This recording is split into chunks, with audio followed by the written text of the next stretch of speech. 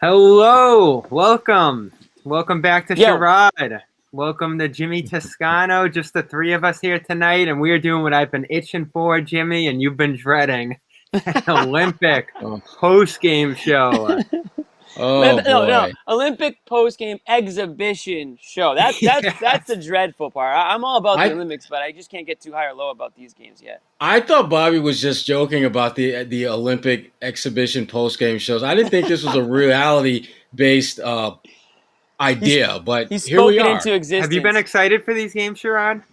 No, I have not. I haven't. And in fact, for me, Team USA losing to Nigeria was like one of the best things that could have happened for everyone The involved. interest Team factor. US Well, the interest factor is greater now. Team USA, they needed to get smacked upside the head to come back to earth and understand that you can't just roll out of bed, meet 5 guys at the park or 12 guys at the park and just beat the snot out of teams. It doesn't work that way anymore. The, Right. the game is so global now where you have to have a certain amount of cohesion. And we saw that, against, Argentina, where they clearly were more on the same page than we saw in the previous 2 games. And that was good to see. But the exhibition games now, they've been to the point where you actually have some developing storylines going into the Olympics that you didn't have before. That, frankly, I think, to your point, Jimmy, I think more people will watch these games now because there are, frankly, teams that you want to find out more about. You want to find out if this Nigeria team, are they legit? Is Team USA, was this the wake-up call that they needed? This Argentina team, this is not Manu Ginobili's Argentina I team that know. we know and love. It's They Luis they Scolas, though. suck. Yeah. It's Luis Scolas' team, man. 41 years and old. I that's can't believe and it. that's part of the problem. It's his team. Dude, he looks damn That's good. He looks damn good. it's He just looks- the other 41. 11.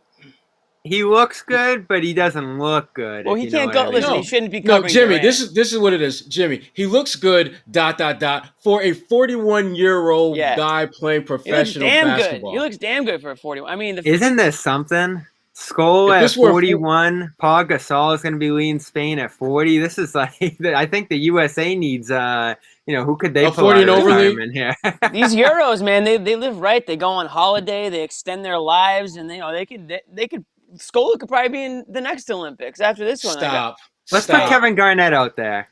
They need some Why rim Let's not? bring protection. Kevin Garnett. Let's get Paul Scare him a Pierce. little Let's bit. get Ray Allen. I used to think Why don't we Scola. just roll out Bill Russell while we're at it? Hell, we'll I just bring tried. back everyone. I tried like hell to get Scola on the Celtics. It's like that pick and pop big that they could have used back in the day. He was like automatic. He always played well against the Celtics, but they just never made it happen. They could never match up, I guess. But maybe a veteran minimum deal now after what I saw tonight.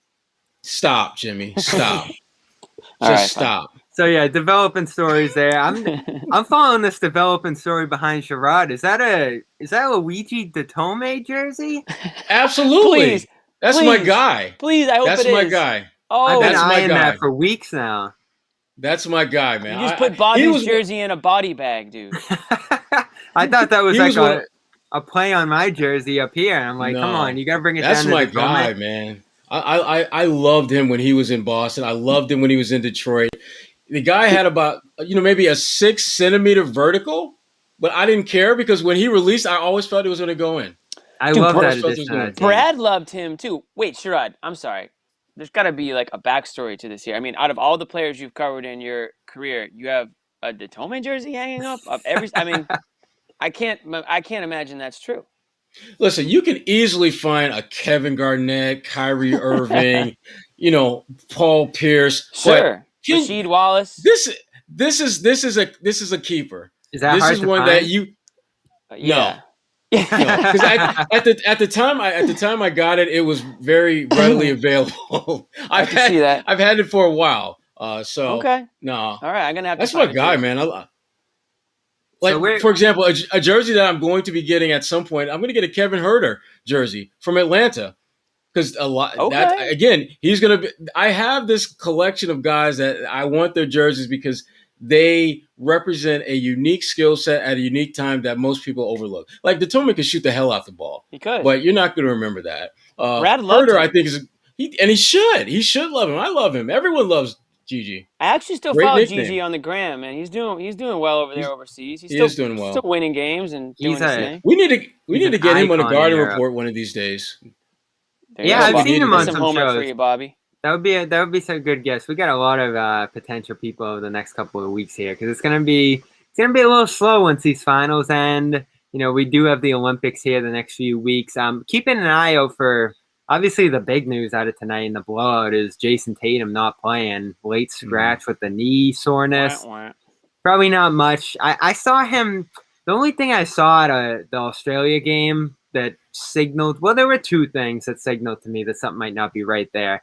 Those backline cuts that he allowed to end that game, just stuck in the mud. I couldn't believe how bad he looked defensively at the end of that game. And it looked actually coming out of the tunnel to start the game like he might have been a little sore, but it looked like the groin area or something to me. I didn't see any knee soreness during the game. So we'll wait and see. They've been slow to come out to those pressers, so nothing's out there yet.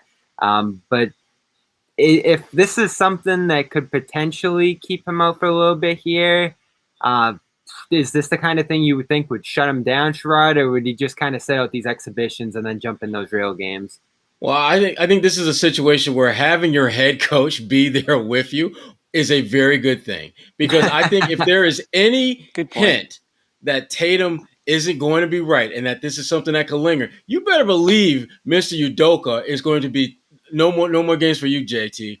Sit down, do what I'm doing, watch the games, because your value, literally your value, is so much greater once we get past this Olympics than it is in this moment. And I think Jayson Tatum, again, he's a smart enough guy to know that he has to be physically ready to roll when the Celtics season, not only because of who he is and his stature with the team, but your right-hand man, JB, may not be ready to go from day one. And if that's the case, your impact is going to be needed even more so than it already is. So I expect him, if there's any inkling that this thing might be more than just a little soreness, that they're going to shut him down.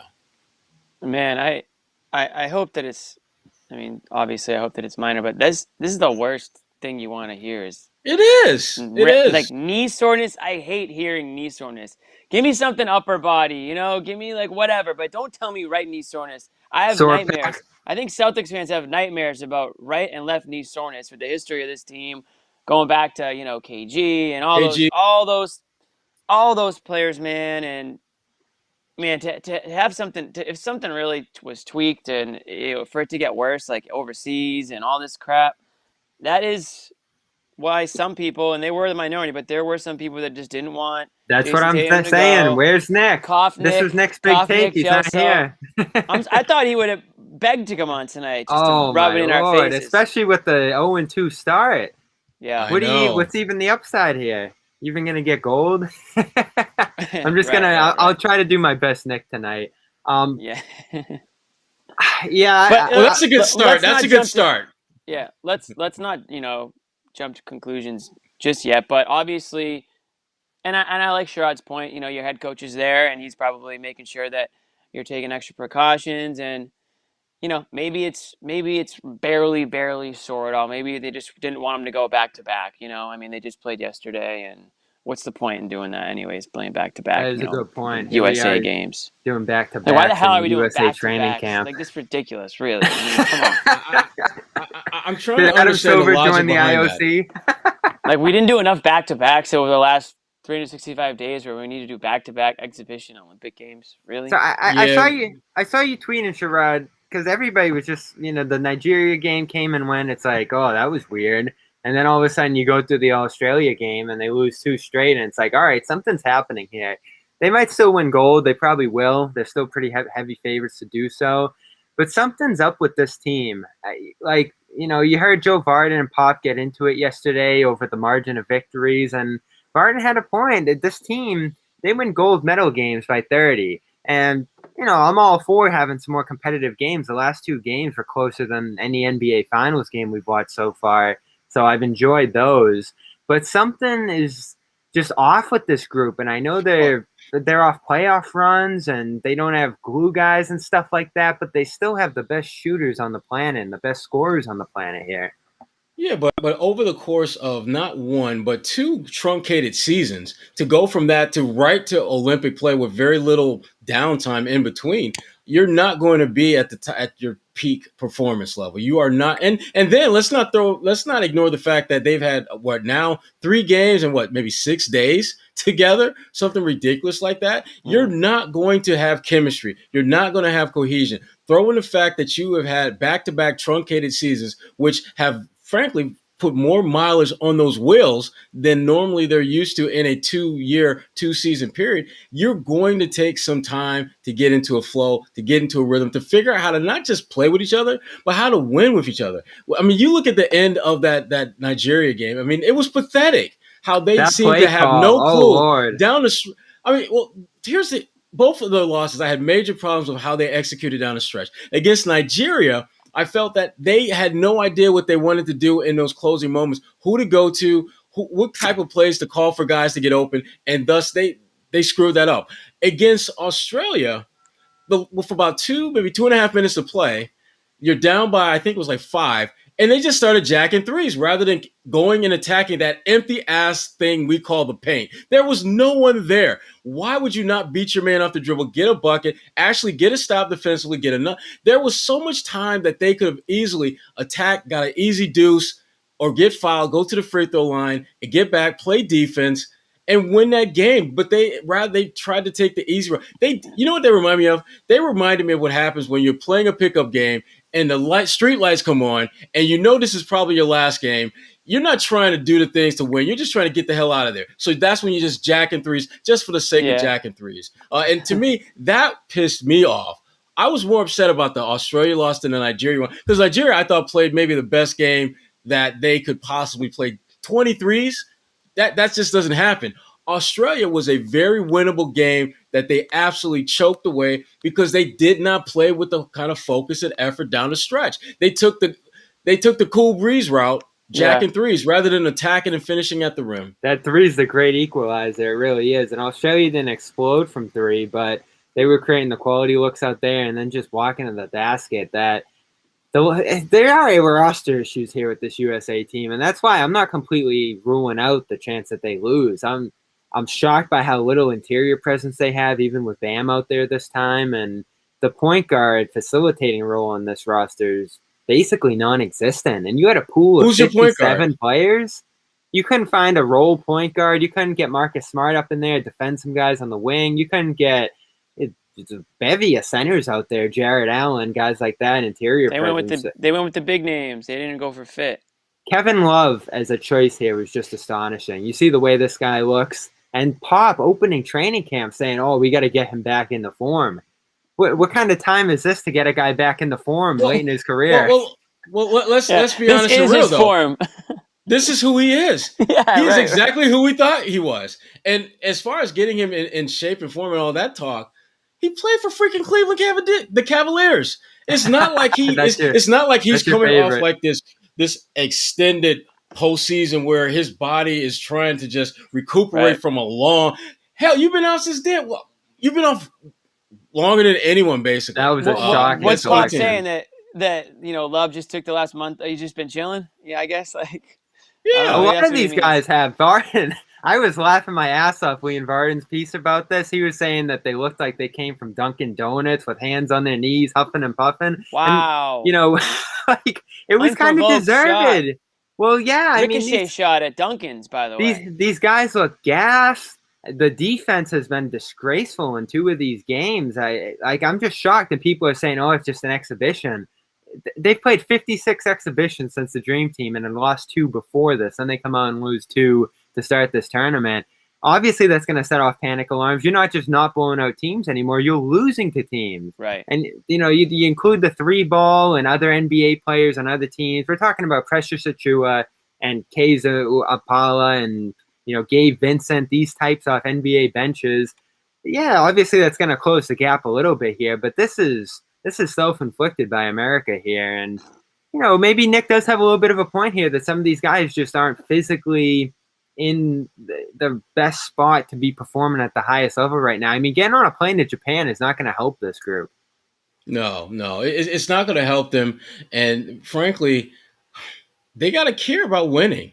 I mean, That's defense the is big all thing, about right? effort, and I don't get the feeling that. And again, it's exhibition play, so that there's no way you can really fully kind of gauge where they're at in that regard. But just when the game gets tight, even in exhibition games, you're trying to win. You are trying to do what you can to get the victory, and I just don't see that level of engagement with these guys because again, for them, they remind me so much of so many teams that are near and dear to our hearts who just think, oh, we'll just wait till the That's Olympics who to you kind of remind turn me it Doesn't on of. this and flip the team? switch.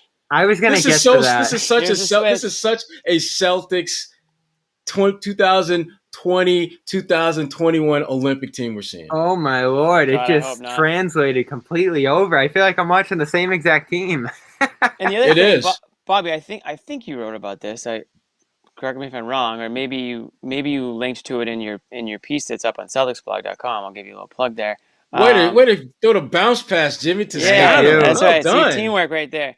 They're not like they're so what guys like Tatum, for example, are used to is getting those touch foul calls, those ticky tack fouls, the continuation calls, and they're not getting them. It's a much more physical Isn't that style of something to play, see? and I think that's definitely one of the adjustments that they have to make now to this international style of game, which I'm all for. I think I speak for a lot of people when I say I like we it. I hate the like the way they touch. officiate. Yeah, absolutely. Let the boys play. Like enough of this, leaning into the shot and looking for the continuation and all this crap. Like just you're out there to to win the game, play hard, and get dirty out there if you have to. But stop looking over to the refs. Just you should be able to beat any team out there based on talent. Basketball is a game about talent at the end of the day, for the most part in the NBA at least.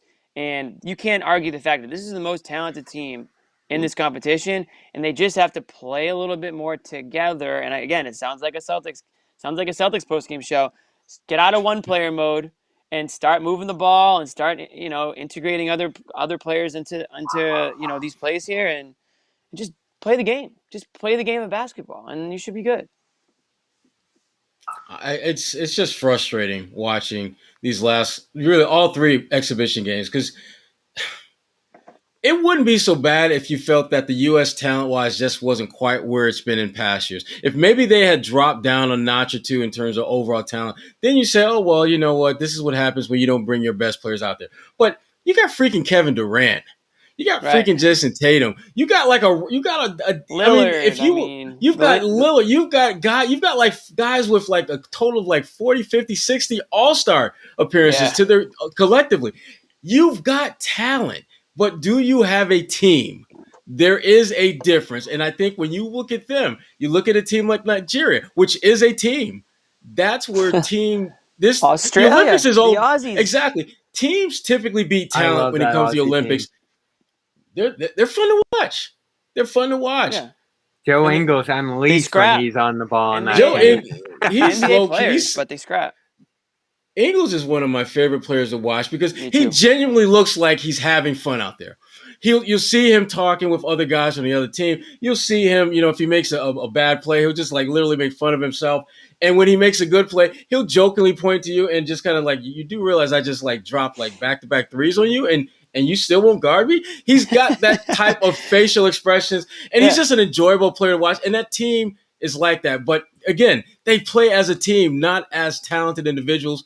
The USA could take notes from that. He genuinely looks like the guy at the local YMCA who's just Yes. running the show, but you would never really expect it until you get out there. Like, Him and Jokic. I'll guard him, and then all of a sudden he just takes you to the woodshed. And like that's how they played. And honestly, another guy we haven't mentioned yet, but we might be talking about this offseason is Patty Mills. Yes. I mean, Patty Mills crossed the hell out of Durant last night. I think it was Durant. It was so bad. It was so bad. He blew by him, and he did get blocked by Draymond, which kind of ruined the highlight. But man, the blow by was impressive. Right by him. And tell you what, Patty Mills, he's been doing it for years, and I'm sure Greg Popovich has seen that, on the right side of things. But he got to see it. So is Udoka. Yeah, that's a good point. Absolutely. So that's a player that's hitting the free agent market and isn't going to command a ton of money, but is certainly a player that can contribute in more ways than one. He's offensive burst. He's energetic. He's athletic. He scraps. He fights. Bobby, is that what you were scouring for that whole time, man? That yeah. That graphic. 22 in this one, right? 30 in that 2019 game. I mean, Australia now has 2 wins in a row over the U.S. going back to that tournament, another exhibition. You got to like what this guy brings to the table, especially if he's willing to come here on a fairly cheap 1-year deal. Udoka connection possibly drives him here. The problem with him is I don't think he's as much of a facilitator. Right. He's kind of a guy who's going to go out not. there off the bench and seek his shot, which is fine if he's going to come here on $2 million deal or something like that. But it doesn't solve the biggest problem. No, it doesn't. No, it doesn't. It doesn't. And that's really the kind of the blessing and burden that you have when you go after a guy like Patty, because again, he's such an absolute. He's from the Jamal Crawford school of scoring, where Jamal Crawford, Lou Williams, those type of guys that come into the game, get you buckets, that are not exactly. They're not going to defend. They're not locking anybody up. They're not expecting to play 30, 35 minutes. They're just going to play their 10, 15, 20 minutes, get you 10, 12 points, go back to the bench, call it a day.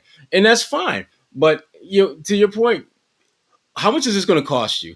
And what does this do for your overall team chemistry, your team's ability to be better than they were this past season? I mean, if you bring in a guy like that who's 32 years old, you're not so much worried about injuries and stuff like that, because, again, he's an older player, but it's not like he's got a ton of worn out tires on him. It's not like he's a 30, 35 minute per game or 30, a guy that plays extensive minutes. That's not who he is. He's a short burst of energy and buckets.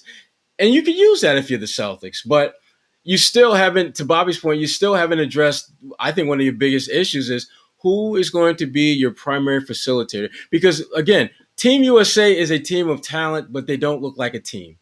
And part of that is that they don't have a legitimate, bona fide facilitator. Yeah. Right. And I agree. I mean, the last thing you want to do is sign Patty Mills and not let him be Patty Mills, because that's like what happened with Kemba Walker. You sign Kemba Walker, you're like, well, Kemba Walker, he doesn't fit the team. He needs to pass more. He needs to get you all these assists. It's like, that's not who Kemba That's not Walker what he do. is. He's not going to do that. That was infuriating. It was like the worst times that you could possibly have. And like, again, it's not the case with Patty Mills. I mean, you have a lesser version of that in Peyton Pritchard right now. So again, what's having 2 guys come off the bench that do the same thing? It doesn't really make much sense. Now, it's partially the Celtics' problem that they don't have that starting, Cal. If they had that player, then Patty Mills would be perfect for this team, but he can't be signed to be that player. So you're right. It might not be the right fit, but man, it would be. I mean, talk about a great role player to have, and a guy that any team he joins, assuming that he's joining a playoff team, that's a guy that can make you a lot better. I mean, right off the bat there, if he's filling an offensive role for you coming off the bench, I mean, that's so many teams need that. So many teams need that. It feels like it's going to be – I had to throw that out there. It feels like it's going to be this guy here, Mills. Just, I wouldn't have overrated the Udoka thing as much if he didn't have assistants coming over at this point. So certainly you would think if he has the connections with some of these players who want to come to a winning situation for cheap. I know Jared Weiss has called this kind of the Jeff Teague. I don't want to put that on Mills. I don't want to do that to Mills here, but I think he's going to bring a little more to the table than Teague would. But it is kind of a value comparison. A guy like T.J. McConnell, who we've kicked around a little bit, who I think is really the other option here if they have the full mid-level exception at their disposal, would be more impactful all around. This is a guy who led the NBA in steals last year, a high-level assist issue. He had a 17-assist game last year, someone who can connect the dots a little bit more here. He doesn't have the scoring and shooting burst that Mills does here. So you almost wish you could combine these guys in the one player, get the best of both worlds here. But they're probably gonna have to pick and choose between one of these guys. Yeah, and I think McConnell fills that distributor role. But again, if you're using him in a role player position, again, like you have the Peyton Pritchard factor too. So I don't know. I mean, there's no right answer, but I think what McConnell does is what this Celtics team needs more than what Patty Mills does, even though they do need scoring. You don't know what's going on with Fournier and all this other stuff. So, I mean, points got to come from somewhere, and this Celtics bench from last season certainly was not, gangbusters coming off the bench and hitting, scoring 20 in your face. So it's tough, like you said, Bobby. I mean, they both things they do very well, but they don't do much of the other thing. What do you think the market will be for McConnell, Sherrod? I think it'll be pretty robust. I mean, because he's a guy that's in that what I consider that sweet spot in terms of experience and just kind of knowing what you're getting. He's not going to be a guy that will be in your starting lineup and you're competing for a championship. He's not that type of player. But Right. if you're looking for someone to come off your bench to give you solid minutes, not spectacular, but solid minutes as a facilitator and somewhat adequate defender, someone who's going to make more positive moments, have more positive moments than negative ones, he's a good fit. Now, it always comes back to price. Is this guy a full mid-level value guy? Is this someone that you can get for less than that? I'm not sure what his value is, because Gotta the be things lower that he than. does the things that he does well are not necessarily things that teams covet, like playmaking, which all teams talk about. We need guys who can make plays. But then you don't want to pay for it because he's Right. only 5'10" or maybe 6 feet or something ridiculously low like that in terms of his physical size. So teams don't want to pay for guys with that particular skill set. But McConnell, again, I think for him, and what we're talking about, we're not talking about the Celtics adding the guy with the most talent. We're talking about them adding the guy that's the best fit. And McConnell, I think from a money standpoint, from a talent standpoint, from a fitting standpoint, he makes a lot more sense than Patty Mills, who I think Patty Mills is a better scorer, obviously. Sure. I think Patty he's very good at that. But if you're talking about all the different elements and aspects that you need to be as a basketball player, I give McConnell the slight edge over a guy like Patty Mills. Yeah, it's just All right. whether or not you want to hard cap yourself with a signing like that. I mean, if you cross that $6 million line, you're really stuck from a team building perspective, and it's probably not worth doing that to sign a guy like McConnell. Like you said, he's not going to swing the roster one way or another, but he does address that biggest need here. And there's still that question here of whether Marcus Smart comes back into the fold, and we've been kicking that around forever here. What's going to finally be his last day with the Celtics? Is he just going to be here forever? Are they going to extend him and he'll be here till 2026? That's an option this offseason. I'm excited to see him get the reins. I have another piece coming up for Celtics blog tomorrow about this. I'm excited to see him get a chance to be the everyday point guard on this team, because I think he has it in him. He's a great passer. I love his vision. You look at his stats in terms of spreading the ball out and what guys shoot when he passes to them. It's pretty strong last year. I'll actually pull those up in a minute here. But I'm okay with him being the starting point guard last year. I know that was an aspect of Gary Washburn's piece, and we can get into that a little bit here too. Things Tatum said about the team and, his reaction to Udoka, different stuff that he got into with Washburn out there. It feels like Washburn has a good sense that Smart will be back with this team next year. And I don't think that's a huge surprise, because I know my dream's Kyle Lowry ultimately, but I don't think there'll be anything like that out there this offseason. Well, the thing that Marcus Smart, I think, reminds me of, and there's a few guys in the league like this, the value that they have for the team they're with is greater than their value for any other team out there. Marcus Smart is exactly what the Celtics need. He's exactly what fits in well with them going forward. The biggest problem that we notice with this team is that they don't have they don't augment his game with a playmaker, a legitimate playmaker. Peyton Pritchard has shown signs of that. My one disappointment was that Peyton didn't get a chance to play more when Kemba was out. I thought that was a huge missed opportunity for the Celtics to develop a guy that they could maybe make a judgment sooner rather than later on as to whether he can be a playmaker for your team, which is something that you don't need. know.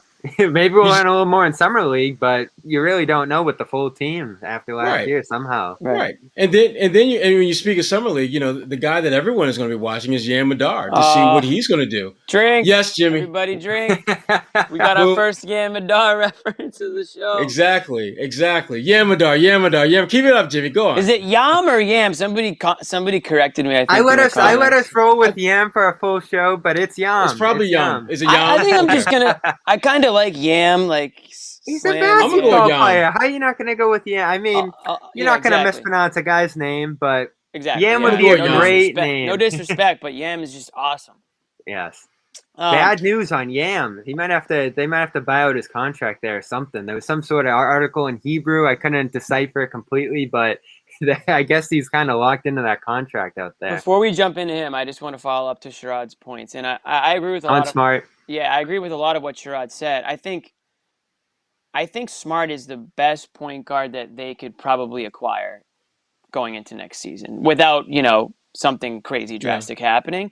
However, that being said, I think that he's going to need to adjust his game just a bit. And what I mean by that is he needs to focus on being the distributor, being that passer that we've seen in flashes, and we know how good of a passer he can be. But we also know that he can be kind of silly at times with the ball and do some stupid things out there, get too aggressive, run into traffic, turn the ball over, take fast shots and hurried shots in transition. And he needs to really work on that if he can reach that potential of being the best point guard that the Celtics could acquire. And honestly, if he's cool with that role and cool with being that defense and distributor guy, then yeah, he's literally exactly what the Celtics team needs. They need a guy who can play solid defense and who can get the ball to Tatum and Brown and to Rob Williams. If you can do those three things, you're going to be 5 to 6 wins better just on that alone, just from playing your role better. But the 8 3-pointers and 6 turnovers, like those types of games, those can't happen because that's not winning. That's not a winning formula. Absolutely not. So if he can work on that, if he's cool with that role, and the other thing is that I left out, Tatum and Brown also need, to be fair, they need to give him the respect that he's earned and that he deserves. They need to all sort of respect each other and play into each other's strengths. They can't get into hero mode. Right, but that's a lot easier said than done with those I know. guys because they all feel as though they can put the team on their back and carry them. The thing about Smart, I think this year that we're going to see more than we've seen in past years is I think he's going to get back to doing the things that have kind of established his role, his niche, the value that he has set throughout this league because it's a contract year. And Marcus Smart doesn't have to put up X number of stats to really increase his value. What he has to do is he has to set a defensive tone, and those guys have to follow. To me, that didn't happen enough last year. I thought Marcus Smart had moments where his defense was on a level, and the rest of the guys were about 5, 6, 7 levels behind him. Yeah. And you didn't feel as though that they were trying to make an effort to catch up with him. And if you're Marcus Smart and you know you're a great defender and you've proven that time and time again, and you look around and nothing but crickets when you talk about, hey guys, let's D up, and it's like can't do it yourself. No one can't play. Yeah, you can't. And so to me, I think this season is going to be a year of redemption for all of those guys. I think they're going to, Marcus, I think he will have an opportunity to lead this team and hopefully have guys who will follow that lead. You can still follow Marcus's lead and still be an elite player if you're Jayson Tatum, if you're Jaylen Brown, but you've got to play better team as a collective and not go into hero ball and thinking that you can put the team on your back by yourself and get it done. Because we've seen that movie and it sucks. It sucks. It's a horror movie, and I hate horror movies. The good news for Jimmy, Smart, don't be scared. Listen. Give me a nice rom-com. Give me an action thriller, but I'm cool without Chucky and all that stuff. That's a good name for Marcus Smart, Chucky. When he's chucking threes, we're gonna call. You don't want Marcus Smart to go into Chucky mode. That's what I'm saying right there. I'm not trying to watch Saw or anything like that. Yeah, exactly. I'm not trying to watch Saw, man. Not trying to watch Saw. So there's 3 good things going for Smart here. Last year, he actually played point guard about 50% of the time just because of how much Walker was out. Walker barely played last year, so he was pretty much in this role last year. Bad news on that end is you saw last year win in that regard. He didn't raise their ceiling all that much, but he had a lot of good excuses with him. He went through that major injury. It took him a little while to get his legs back under him.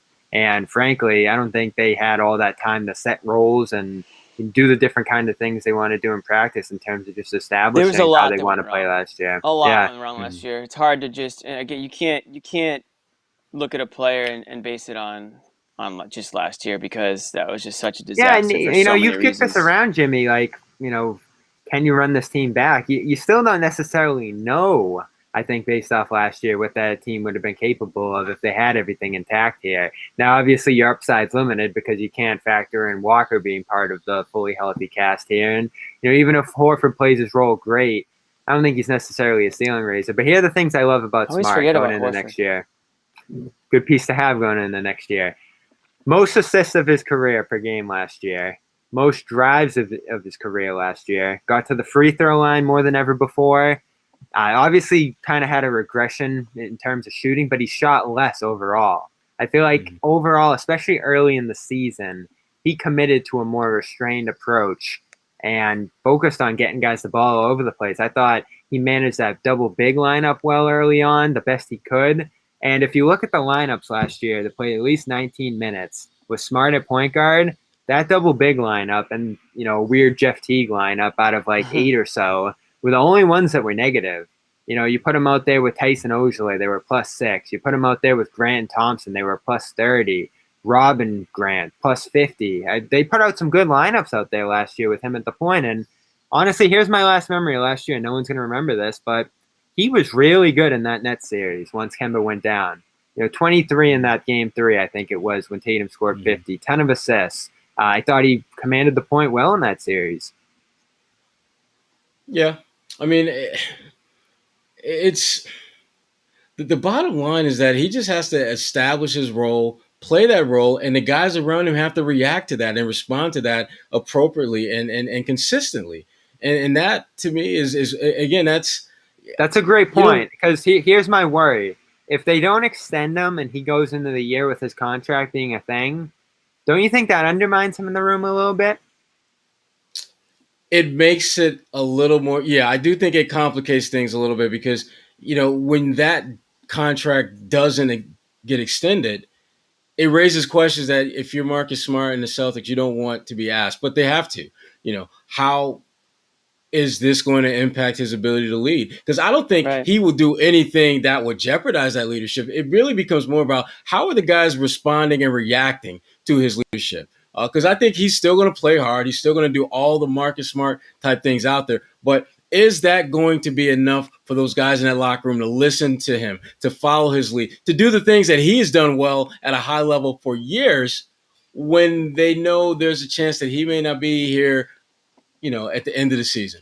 Those are some of the issues that I know that it's, again, I think Marcus is going to be fine and he's going to do what he needs to do, but I'm not sold that the guys around him are going to do what they need to do in how they respond, respect, and have the consistency as players based upon what he brings to the table.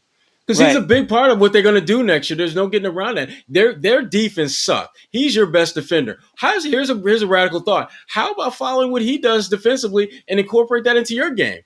That's kind of how this stuff typically works. That's kind of how it's worked in the past. Having Al Horford back, I think, is a huge benefit in that regard. But again, you still don't know how these guys are going to handle, Marcus being in this role where he may or may not be there the following season. Well, I mean, he's not the first player to play on the final year of his deal. I would hope that these guys can look past that and focus on this season, because the bottom line is, when you have, Jaylen Brown, Jayson Tatum, now you have Al Horford, Marcus Smart, a couple other guys tossed in there. Maybe you're getting some improvements from, Nesmith and whoever. Take your pick, but it's not a team that should just consider this a bridge year or a crappy year. Like these guys should be able to compete with the majority of the teams in the East. I mean, the Sixers could be worse next year if they lose Simmons and they don't get equal value or whoever they get back. Like theoretically, they could possibly be worse. We don't know what's up with Embiid.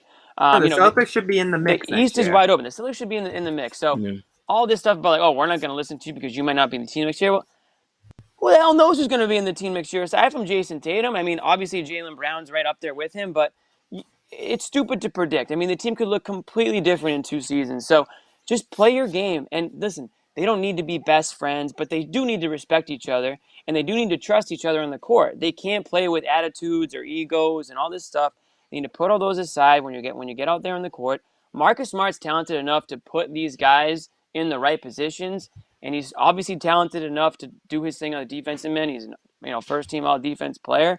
So you're right, Sherrod. They need to buy in a little bit to what he's doing.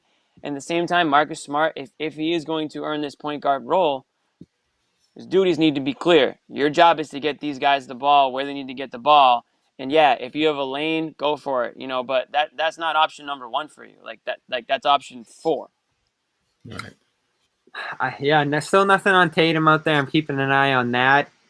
Crazy breaking news. Kawhi Leonard had surgery for a partially torn ACL. That in would LA. explain a lot. That's no good. That explains a lot. Yeah. Never heard. I had never heard of an ACL injury that didn't require surgery or wasn't some level of a tear there. So Well, they have hyperextended knee injuries and things like that. But the way they described it, though, ACL injury. I mean, I still don't know the kind of stuff that they were trying to play there. You always have Yeah, I don't teams know what just they were going sending out for. mixed signals on injuries, especially in the playoff series. Is a guy going to play tonight? Is he not? I think teams do that a lot, but it was always weird to me that an ACL injury was played in a way that he could have possibly returned, because now surgery is going to knock him out at least for part of next season. And there's a guy that can become a free agent opting out this year. So you might have the Clippers in a situation here where they kind of have to do that KD thing and eat part of that first year just to keep him long term. And this is tough for a guy who already was starting to deteriorate a little bit in his lower body. Had to take a lot of load management days since 2017 with that injury against Zaza, and was always kind of a guy that was dealing with something in terms of his lower body. So this isn't going to help. No, this is just another chapter in the narrative of who Kawhi Leonard is. An incredibly talented player, a champion, and forget just multiple teams, freaking multiple countries. He's won an NBA championship. Toronto! Exactly. Shout out to T-Dot. So the fact that he's in a situation now where as you pointed out, Bobby, someone is going to eat a lot of a big chunk of that salary and get literally nothing in return. This is a bad Classic situation. Clippers.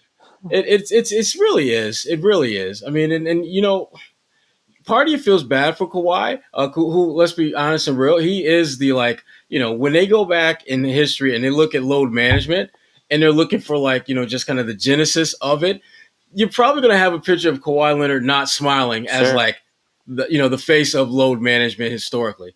And what we found out with the Clippers is that load management, while in theory sounds good, it doesn't always work. In fact, we saw that in Boston where load management did not work. The whole point of load management is for guys to be ready to rock and roll come playoff time. Mm-hmm. When did Kawhi really pull his biggest MIA act in LA? Playoff time. When did Kemba Walker, who played in no back-to-backs all season, when was his absence most notably noticeable? Right. Playoffs. It's almost like it's just so hard to tell with the knee, because I mean you can just come down funny and it doesn't matter how much load management you have, it's I'm still scared after watching that Giannis play. I can't believe Giannis he's back is even scoring playing. 40 points. Yeah, I mean after that I was like, oh god, we just lost another superstar now to this. Oh yeah, that would have been the worst of the worst. But you're right, Sherrod. Yeah, I mean it doesn't matter what you do sometimes. Yeah, I mean, look at Sarge in Phoenix. I mean, you go back and you look at the play that he suffered his injury. It didn't look that bad. It just looked like he just kind of came down a little bit awkward, and he'll be fine. Throw some ice on that, but then you see him limping back.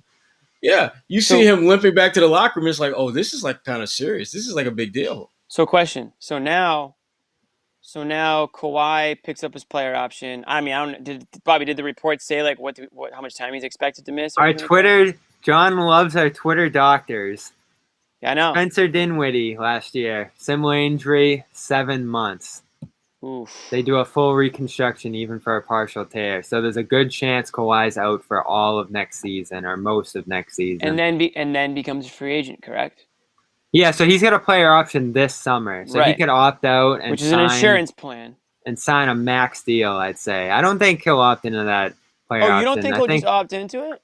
No, I think this guy's a superstar. He's got the Clippers. He's gonna do the Durant thing? He's basically the co-owner of the Clippers here. We saw what he was able to do with Paul George. So he'll opt out and he'll get a max deal and he'll get paid not to play this year. So he's gonna pull a Durant. He's gonna pull a Durant. But okay, so yeah. Oh man, the Clippers are screwed this year. They have no flexibility. Paul George running the show. Credit Paul George, he did a good job in the playoffs there, but the West is loaded. They're gonna have a tough time competing. And can Reggie Jackson be Mr.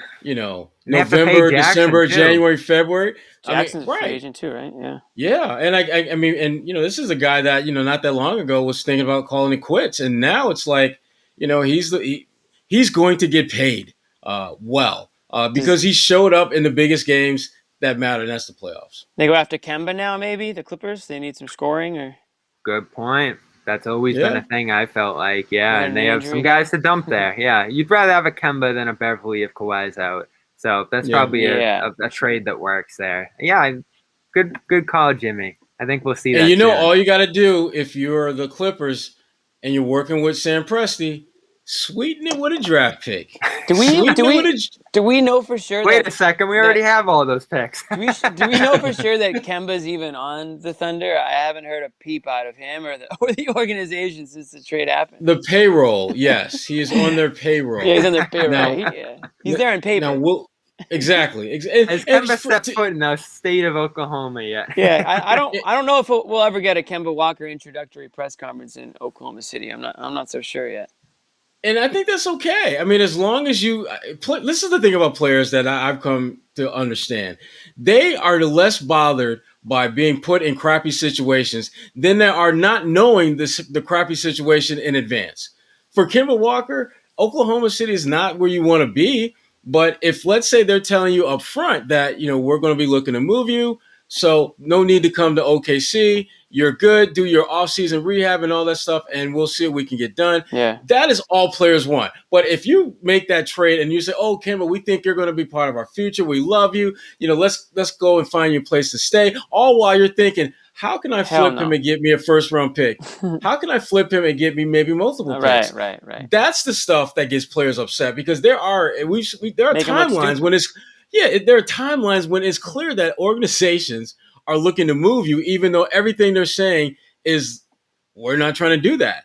I mean, look at the Ben Simmons stuff. I mean, come on. They have been open to moving him for well before he decided to pass on a wide open dunk and pass the ball to a guy that was carded. Way before that. And it's understandable because even if he were playing great, you still should have a sense of what all your players are worth throughout the league. That, to me, that's just being a good, conscious GM, understanding your value, understanding the value of your talent. So Ben Simmons, I think he's going to stay in Philly, but they are going to kick the tires around without question to see if they can get something. Uh-oh. I'll ask you this, and we're not going to do that whole Brown Sherrod, Simmons thing again. I'm Brad Go Stevens. ahead, Jimmy. I'm Brad Stevens. I'm picking up the phone. I'm calling Philly. I'm like, hey, we're interested in Ben Simmons, or what are you guys asking for? Who are you asking for the Celtics? Well, you want to know what the Celtics are going to want? No, I want to know the Celtics pick up the phone and say, hey, we heard your shop, and we heard you're listening to offers. Well, if you're the Sixers, you want Jaylen Brown. And if you're the You Celtics, want Jaylen Brown. Do you hang up immediately if you're the Celtics? If it were me, yeah, that's a non-starter for me. No John to back you up this time, Jimmy. Hey, I never said I would do it. I'm just. Here's my thing. Would you at least have a conversation, or would you just hang up immediately? I would absolutely have a conversation. But okay. listen, if they're saying, we want Jaylen, and we'll give you Ben Simmons, and then there's that awkward pause, then I'm going to say, oh, wait a minute, I'm sorry. I think we got disconnected for a second because the only thing I heard you say was Ben Simmons. Right. I didn't hear anything after that. And if they're like, well, that's pretty much all we're willing to offer, then I'm like, well, listen, thanks for calling, man. I appreciate it. Next time I'm in Philly, we can get some cheesesteaks. We can kick it. Have a nice day. Bye-bye. Mm-hmm. And we're done. Yeah. So who do you think the Sixers can get for him if they are shopping him? I mean, I don't expect you to have a name ready. I'm just wondering, do you think they can get anything for him? I think the ceiling for them is a guy like CJ McCollum. Yeah, I think that's the ceiling. That's the one. That's a guy that has a very clear all-star caliber skill set, a player that has a contract that, while you're not crazy about, you're giving away a contract that the team that's inheriting a non-shooting all-star starter, they're not crazy about that dynamic. And each of those players has a clear and undeniable weakness. Ben Simmons won't shoot. CJ McCollum can't defend. Okay. Right. But you know what else makes sense to me? What? They've wanted Kyle Lowry for a while. Yeah. Why not just flip that? Sign and trade. Toronto, kind of a low-key place for Simmons to go. Great developmental situation. I threw that at my Raptors people last week. They didn't love it. And, I don't think anyone loves the idea of Simmons right now. Well, nobody wants Ben Simmons. listen, Yeah. the I don't only know if team that makes the Sixers love the idea of Lowry either. I mean, you're getting an aging point guard, another guy that's been banged up, going to put him next to a guy like Embiid who's been banged up, and I don't know. I mean, listen, I love Lowry. I just don't know if that's the guy that I'm trying to get in return for somebody who at one point was considered a cornerstone piece here. no, you got to do better than that. Yeah, You got to get better than I that. just I don't mean, think you can bring Simmons back, though. I know they've kind of postured like they would, but I mean, we're 3 years running now saying that Simmons and Embiid just can't work. And you've had Embiid overcompensating for him all this time, and I think it's just got to end. If you have a facilitator who can shoot like Lowry and defend a little bit, and that's the best you can do here, I think you just have to do it because you're close enough on the rest of the roster to contend. And the only reason you didn't beat the Hawks is because this guy completely melted down. And basically, in my mind, quit. The way he approached the game in these fourth quarters, he quit on this team. There's no way they can bring him back.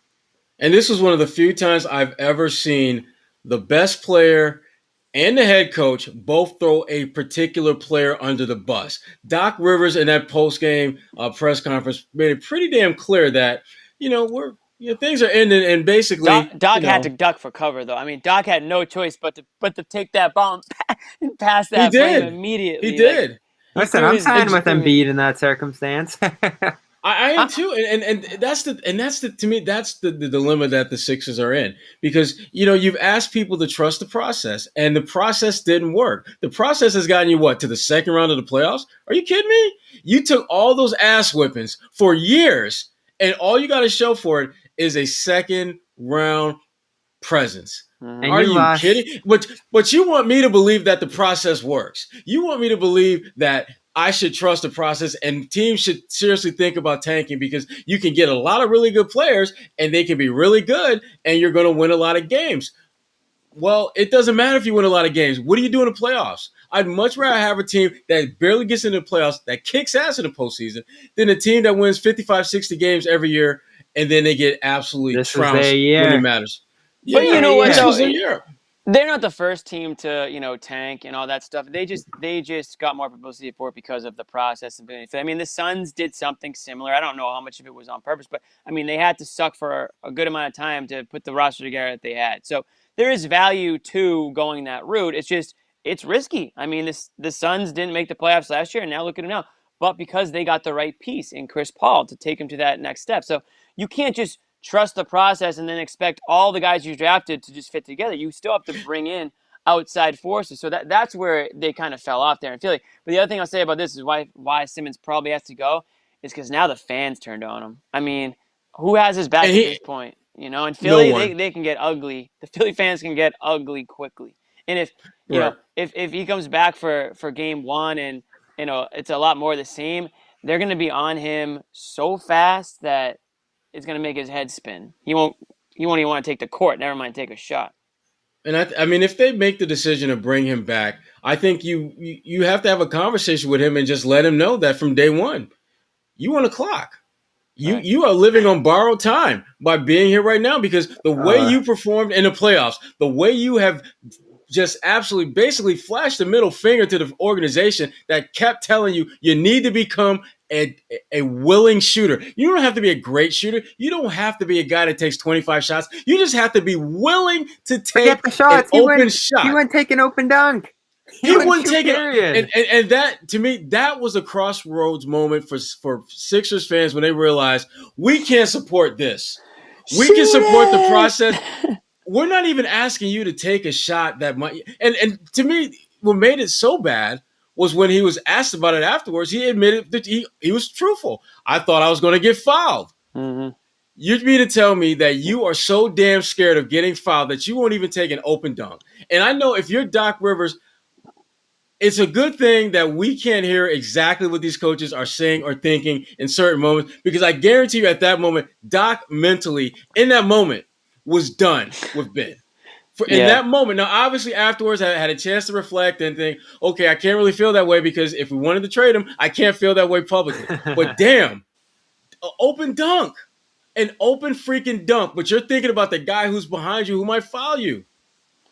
I don't think Doc's inexcusable. I don't think he's ever coached a player that he's had to deal with that. I mean, It's been the opposite. Rondo didn't shoot a whole lot in the beginning of his career, but he shot a hell of a lot more, the second half of his career. But he was playoff Rondo. Right, and Doc was never begging Rondo to shoot. I mean, he had all these other guys. It was a different game back then, too. Yeah, it was a different game as well. But and Doc had other guys who could make shots. Right. Philly has Embiid and sometimes Doc's son-in-law, and that's pretty much it. Well, yeah, I mean, he had who they Seth just bring Curry, in? Danny Green. No, There was a better cast last year to be supportive of Who him. they just bring in last year that played awesome? Seth Curry. No. Yeah. No. Small forward. They have Harris, who's pretty good this year. Tobias Harris. Yeah, Tobias Harris. Tobias has been there for a while, though. Yeah. Not that long. He's been like 3 years. Yeah. I thought it was like 2 years. He signed that max deal. They capped themselves out with a weird array of guys, but yeah, we want to check on Sherrod's take on this thing. We did a ton of this last week. We're not going to let GreenRoom dominate today, but we are doing a GreenRoom after this. I got one more thing I want to hit on before we get out of there, but just want to let everybody know ahead of time that you got off-season questions. If you got any leftover Olympic thoughts heading into that tournament, really anything, we're just free reign for the listeners. Free ball in it. Yeah. We call it free ball. I'm looking for John's banner here, but you know the deal. GreenRoom will be over there. You can hop in the room right after this. We'll probably get open pretty soon. But before we do that, I do want to get Sherrod's thought on John's master plan. And he set it in stone last week. And this goes back to what we were talking about with Smart. You bring back Smart on that expiring contract. You let him have reign over that position next year. You let Fournier go. You have a partially guaranteed deal in Horford. All of a sudden, you're looking at the different steps open here to open another max contract slot and possibly pursue Bradley Beal if he declines his player option next offseason. You had Bradley Beal opening this Olympic training camp saying, yeah, players are going to talk. There's going to be some of that tampering behind the scenes here going on. He didn't say it was going to be him, but it might be going on. So I think people are reasonably, and I think John's reasonably excited about the prospect here that the Celtics, the surest way that they could get back to contention is clearing the books here, signing Bradley Beal, and figuring it out. Get your Mario Chalmers and your Zydrunas Ilgauskises alongside those big three. Right. Listen. There you go. As much as Team USA, I love for them to win a gold medal. That is not what I'm here for.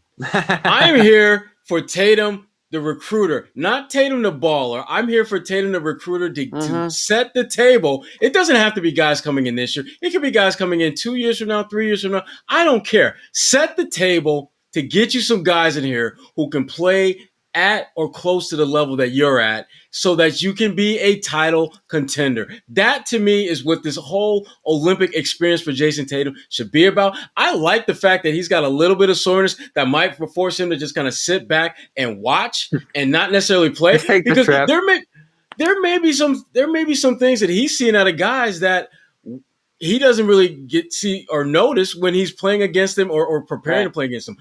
I look at a guy like Bam Adebayo. I don't know how they would ever get him out of Miami, but I damn sure would like to see them try.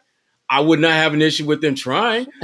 Right. And you just don't want the opposite to happen. You just don't want don't want these guys to recruit Tatum to one of their teams. No disrespect to Beal, no disrespect to Washington, but the idea of Tatum being open to the process of playing for the Izzards. Because there are no W's in Washington right now. It is about being an Izzard. The Lizards. I just don't see him being moved in that direction. Now, are there some other players? Yeah, and are there some other teams that might have some interest in him going to their spots? Yeah, and if you're Tatum, you want to listen to everybody and what they got to say because your mindset is, I have to do this in order for them to listen to what I have to say. In order for them to understand why they should rock with me. It's not like Celtics are an organization that hasn't shown the ability to elevate the organization in terms of deep playoff run in a short amount of time. They've done that. You got a guy like Udoka who is with you every single day this summer. You better believe there's a conversation that those guys are having every single day about team building, about staying in shape, about his role next year, about just the way he goes about doing his thing on the floor. Udoka is going to have the benefit of knowing his star player better than most first-time coaches will know their star players having never coached them before. That I think we're going to see them two being on and have a certain level of connectivity from day one. That's going to surprise a lot of people. But when you look at the genesis of that, it's going to be right now with Team USA, and with that connection, others are going to see that connection, and they're maybe asking some questions. And then Tatum, the pitch man, has to be better than Tatum, the leader of Team USA. Yeah, I don't care if he scores 2 points a game. Get Bradley Beal on the hook for 2 years. Get Bam Adebayo to start thinking about what am I going to do when my current contract is up? Where is Boston somewhere I want to go? Like it's up there, yeah. If Tatum convinces Bam Adebayo to leave South Beach and come to Boston, then he can convince anybody in the world. Greatest recruiter of all time. Yeah, best recruiter of all time. So I listen. I love that thought. I'm just not going to hold my breath, but. Do not hold your breath, Jimmy, because I want you to live. So do not hold your breath on that one. The Tatum Beal connection is very real. To a lesser extent, Beal being coached by Udoka, maybe he likes the way he coaches her. They have some nice conversations, not about coming to Boston, but just whatever it is, conversations that they have going on over there. Maybe he takes a liking to the coach. I mean, that's important too. So it's all good things, but. There is that very real possibility just based on the way the friendship is lined up, the way the contracts are lined up, where Beal is, I think what John said last year, it's like this is pretty much their only chance to play together if they ever wanted to, right? Because of the way Beal will be a free agent, he'll lock into a max deal, and he'll be wherever the hell he signs with, and it doesn't really line up for these two guys after that. So this is a real opportunity if it's something that they had laughed about, growing up or as kids. And then the second thing of that would be the other aspect of not making big moves this offseason, and what I think John said and what we kind of agreed with was you find out one way or the other if the guys you have are worth keeping around. Those young guys that John loves. Right. So it could go really badly, or you might find out that Neesmith can play, that Romeo actually can play if he's healthy, and that Rob's a guy that they absolutely have to find a way to hang on to. You might learn all those things this year by giving them a bigger role. So, you're not really saying it's not it is a bridge year, but it's not like it doesn't at least have to be like the worst possible year. On the contrary, if they all end up sucking and they can't play, then you're really struggling, and you hope that you don't frustrate Tatum and Brown even more so than they were this year. And then maybe Beal's like, damn, you guys suck. I don't even want to play in Boston. And it could go south very quickly. Is it worth that risk? I mean, I think it probably is worth that risk. I mean, if you know that you need a third star to come in here anyways, why not take that risk? Because otherwise, you're just going to you're going to handcuff yourself. You're going to sign a guy like Fournier, sign a guy like Smart, and now you can't do anything. This is what I've said all along. You need Tatum to come back from these Olympics. And this is what worries me about this. We're seeing again and again, Tatum's largely a hands-off guy. Now, maybe it's different behind the scenes, and he's actually working things out with Beal here and having these conversations. But on the outside, it looks like Tatum's a pretty hands-off guy when it comes to how he views this coaching decision, personnel moves on the Celtics, his role, other people's role. He just doesn't get all that involved on things. So is he even having this conversation with Beal?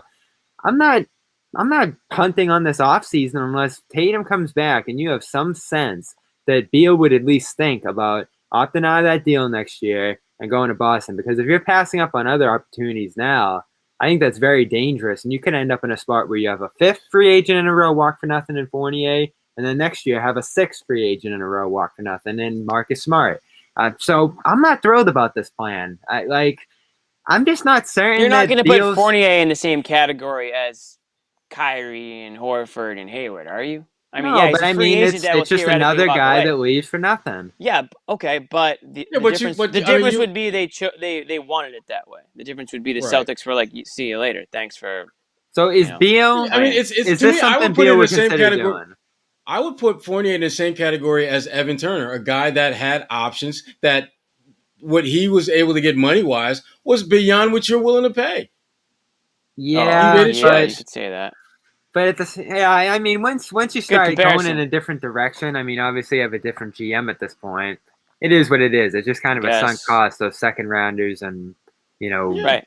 Going back to Hayward, what? TP, and You that kind of re-sign him stuff. you resign him just so you can say we didn't lose it for nothing, but now you're stuck with a guy making $18 million a year for the next 3 years, and nobody really wants him enough at least for you to clear your cap, and now you're not a player for Beal, and you find out that Beal probably would have came to Boston. You know what I mean? Like, or maybe you piss off Tatum because now Tatum knows that it's not going to happen.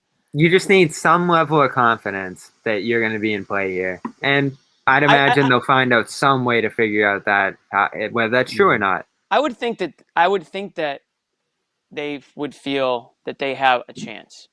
I think so too. How do you feel about that, Sherrod? Yeah, I mean, I definitely think that they feel that they'll be in the mix, but it really just comes down to, do they want to go there? Yeah. Do they feel that they can go there and still have some of that nimbleness from a cap standpoint that they're looking for? Obviously, they're not going to be as flexible as they'd want to be, but can you still make that move and still make another decent, adequate team building type decision / move that's going to help you? Because, I mean, as much as we talk about this being kind of like a bridge year, this team, they're still trying to put together something that's going to compete for a championship. Right. And they know they're not there, but they know that's what separates cities like Boston and teams like the Celtics. Yeah, everyone can feel good about it at least.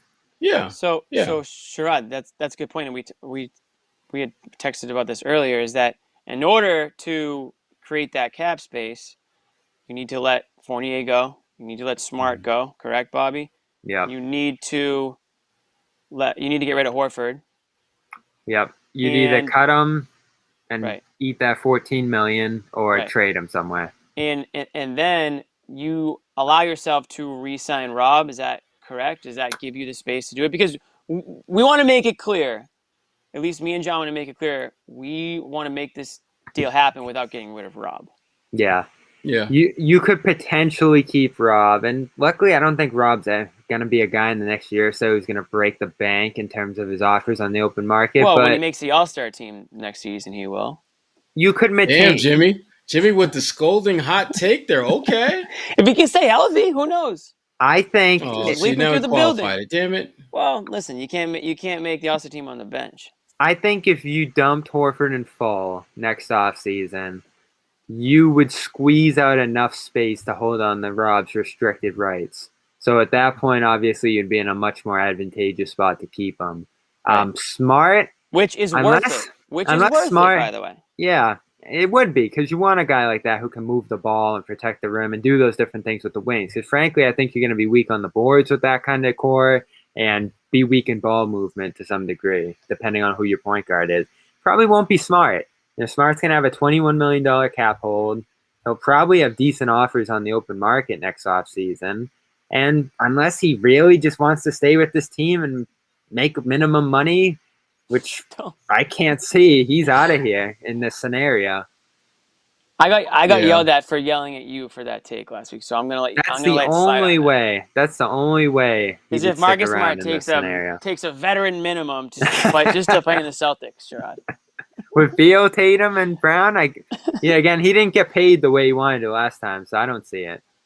Yeah, no, and he shouldn't. No. Here's the thing about Marcus, and really this goes for all NBA players. I mean, you only get a certain window of time to maximize your earning potential, and if you're Marcus Smart, you need to make the most of that when the time to strike is there, and this is that time. So. I hope he gets paid. I hope he gets a big payday, because he's put in the work to earn that right to do that. And anyone who suggests that he should stick around and make minimum wage just to play with minimum wage is different. That's $7.25. He should. All relative. Well, anyone who suggests he should make less than his fair market value just to stick around, I think that's a problem. I think that's a big problem.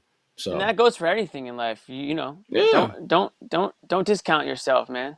Exactly, I think Jimmy. A lot of teams on that open market would want Smart too. So that's something they'll have to contend with there. You would have a lot of roster spots on that team to be filled by minimum guys, and you'd really, in my mind, be looking like that Miami Heat team. And I was looking at the roster again from that year: Mike Bibby, Chris Anderson.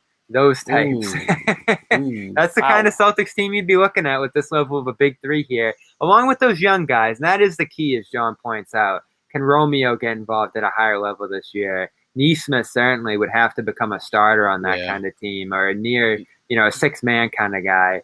And you'd have to find a stopgap center somehow. Luckily, next free agent class is pretty loaded, so maybe there would be a handful of guys that would play on a super team like this. But again, I'd be concerned at how thin this team would be.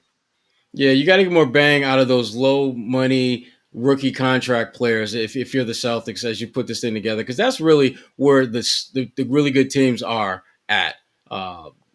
They get more bang for the buck than most teams. That's what separates. I mean, that's why it's so important to hit on a couple of these. I mean, again, you don't need to draft an all-star every year, but if you can draft a guy that you can actually keep for those 4 years on a rookie year deal, I mean, that's how you fill out the roster and make a move like this happen, where you're like, okay, well, we're not like skeleton thin after, our first 4 guys. We at least have, 5, 6, 7, 8, 8 deep. We can come off the bench here. But that's the important thing. And again, they don't have the draft pick this year, at least in the first round, so you're not expecting much. But maybe our guy Yamadar can crack the rotation. Who knows? But they're going to have to find guys who want to play. Again, it goes back to veterans who want to come in and play with these players helps a ton too. If you look at the Nets, the players that they were able to acquire and ultimately fell short due to injuries. But I mean, are you going to get to that level where there are going to be guys that are towards the end of their career that are looking for a championship or looking for some sort of role in a winning team? Because that's the only way you're going to get those deals that you're looking for Smart to take is guys that are going to come in and take a 1-year deal and maybe take a little bit less than they would for the Orlando Magics of the world or whatever. Yeah, there's a lot of risk with this route.